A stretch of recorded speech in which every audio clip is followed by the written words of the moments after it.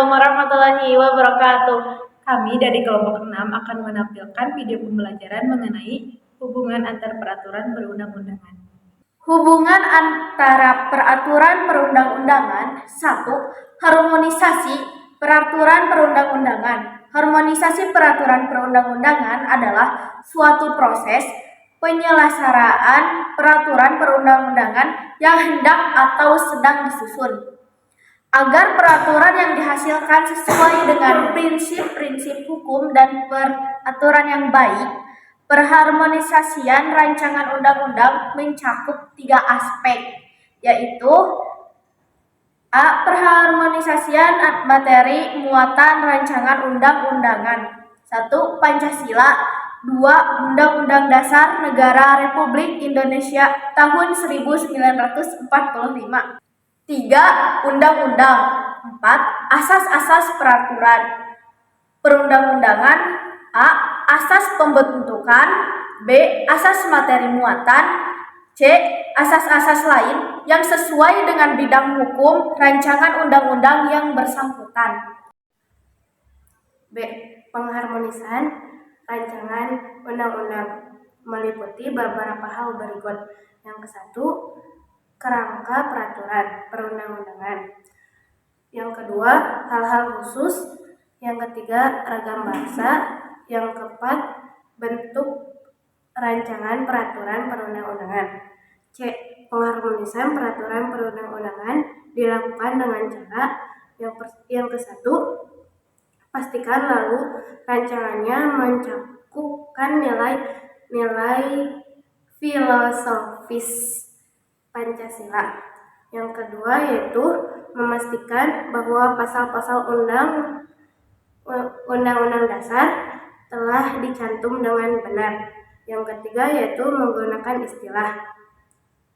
Yang keempat yaitu teliti dengan seksama. Yang kelima, pastikan telah terkomunikasikan dengan baik. Yang kelima, pastikan bahwa pedoman telah terpenuhi. Yang ketujuh, pastikan bahasa yang digunakan tepat dan jelas. Yang kedua, sinkronisasi peraturan perundang-undangan. Sinkronisasi hukum adalah penyelesaian dan penyelesaian berbagai peraturan perundang-undangan yang terkait dengan undang-undang yang telah ada dan yang sedang disusun yang mengatur suatu bidang tertentu. Kegiatan sinkronisasi adalah agar subordinasi yang diatur itu terkait dan makin rendah jenis pengaturannya. Tujuannya adalah untuk mewujudkan landasan pengaturan suatu bidang tertentu yang dapat memberikan kepastian hukum yang memadai bagi penyelenggaraan bidang tersebut secara efisien dan efektif. Sinkronisasi terbagi menjadi dua, yaitu yang pertama sinkronisasi vertikal. Sinkronisasi vertikal adalah sinkronisasi peraturan perundang-undangan dengan peraturan yang perundang-undangan lain dalam hierarki yang berbeda.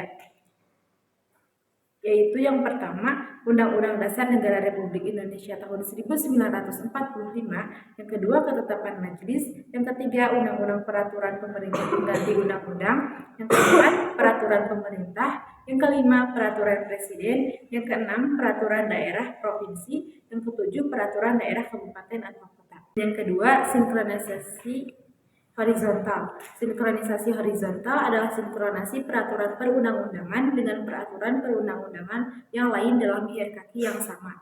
Secara horizontal bertujuan untuk mengungkap kenyataan sampai sejauh mana perundang-undangan yang tertentu serasi secara horizontal, yaitu mempunyai keserasian antara perundang-undangan yang sederajat mengenai bidang yang sama. Yang ketiga, harmonisasi dan sinkronisasi hukum dilakukan. Dalam membentuk suatu produk hukum, terdapat berbagai hal yang perlu diperhatikan. Di antaranya, memperhatikan hierarki peraturan perundang-undangan, asas-asas pembentukan peraturan perundang-undangan, materi muatan, dan asas hukum lain. Sehingga produk hukum yang lain akan dibentuk tidak saling bertentangan atau tidak terjadi tumpang tindih pengaturan dengan peraturan perundang-undangan lainnya. Dengan kata lain, perlu dilakukan suatu harmonisasi dan sinkronisasi dalam pembentukan suatu produk hukum. Sekian dari kami. Wassalamualaikum warahmatullahi wabarakatuh.